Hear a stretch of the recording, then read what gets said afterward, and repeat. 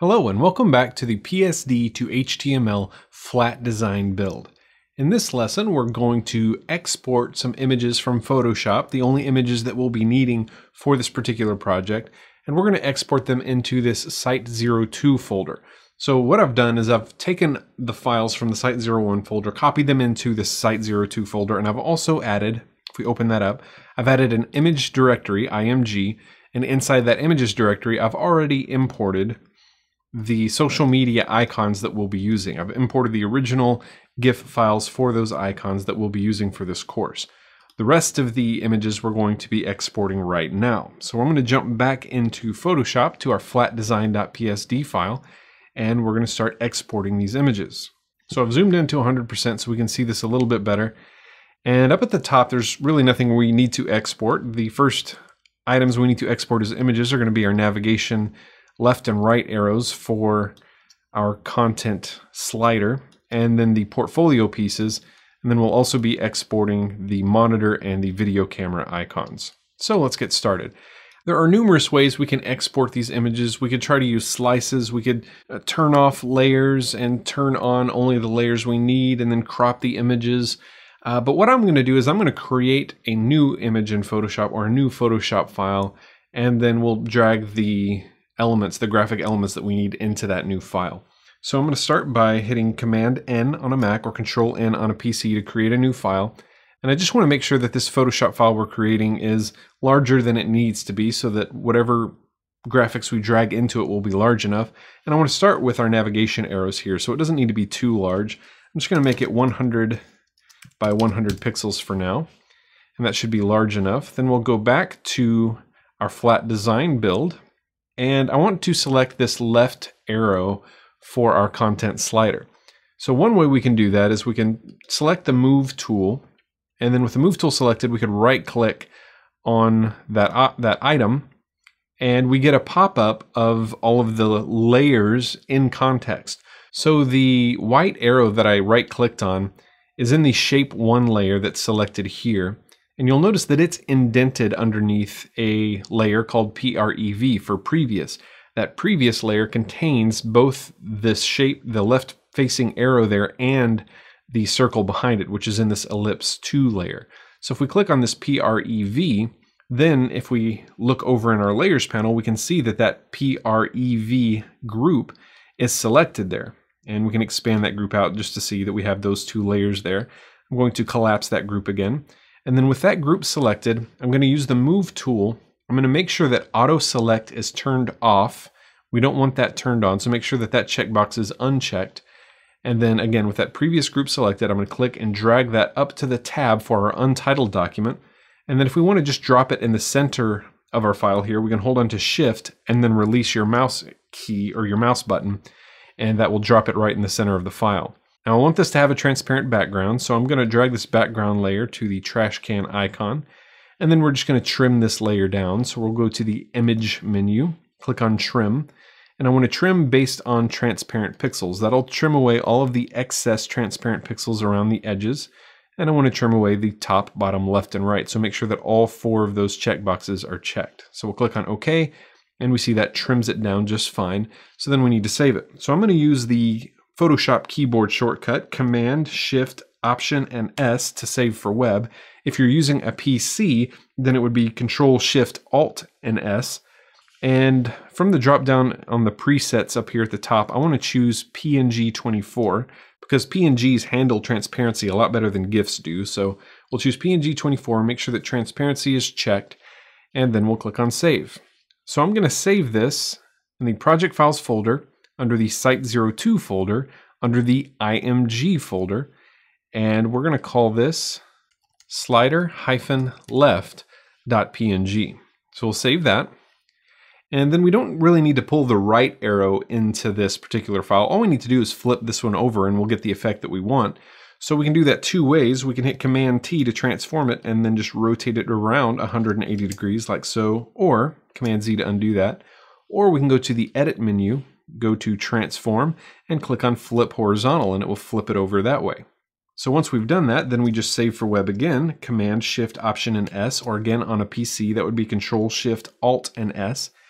And then again, make sure we have the right presets, PNG24 with transparency checked. We'll click on save, and then we'll save this one as slider-right.png. So that one's saved. Let's go ahead and close that file because our next file is going to need to be a little bit bigger. Because the next thing we're going to export is our portfolio pieces here, these 3 images of portfolio samples, and we need to group those 3 layers together, and we can see just a couple of groups below our current group, our portfolio group there, and we can also get to it by right-clicking here, and we can see there are 3 layers within this folder called Portfolio Pieces. Well, I'm going to click on Portfolio Pieces to select that entire group. We see that it's selected over here, and then with our Move tool, we'll drag that onto our new file. Now, we haven't created that file yet, so let's go ahead and do that. Command-N on a Mac or Control-N on a PC to create a new file. And then just to make sure it's large enough, we'll make this 600 by 600 pixels. And then we'll go back to our FlatDesign PSD file. Again, make sure that that portfolio group is selected. And once it is, we'll use the Move tool to drag it onto the untitled document and drop it. So I'm going to drag this over.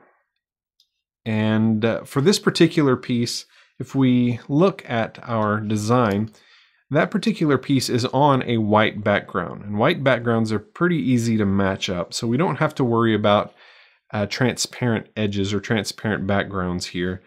And the reason I don't want to use a transparent background here is because on an image this size, if we put transparency in the background, then it might make the image a little bit larger than we want it to be.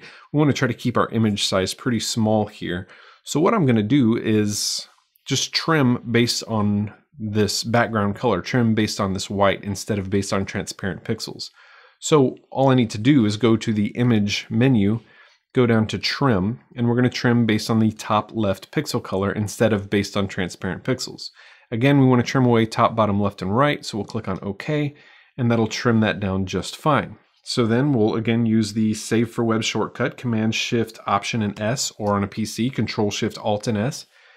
And this time we're going to save it as a JPEG, a high-quality JPEG.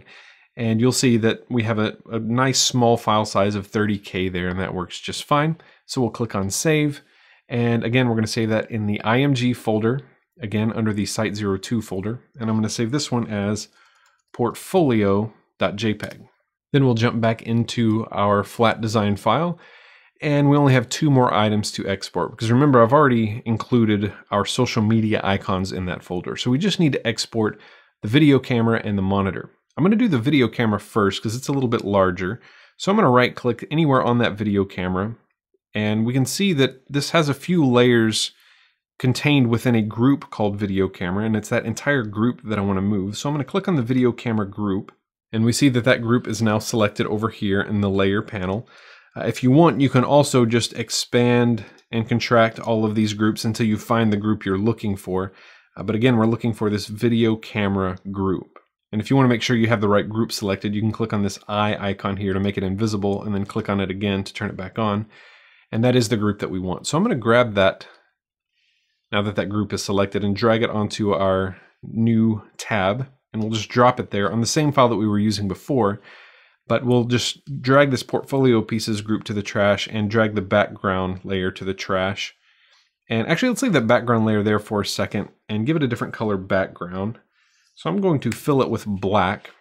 And the way I did that is with black as the foreground color. I just hit Option Delete, or if you're using a PC, Alt Backspace, and that will fill the selected layer with the foreground color.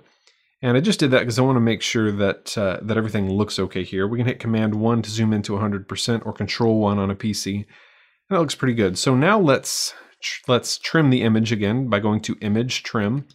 Trim based on the top left pixel color, top, bottom, left, and right. Click on OK, and that trims it down. And the reason I chose that one first is because it's a little bit larger than the monitor icon, but I want them to be the same height. So we're going to go back to flatdesign.psd. And let's grab this monitor icon and drag it into that same file before we actually start saving things. So I'm going to right click on the monitor, and then we'll go up to the monitor group here, and then just make sure that that monitor group is selected in your layers panel. And then with the move tool, we'll drag that up onto our new file. Holding onto Shift, release your mouse button, and that will drop it right in the center.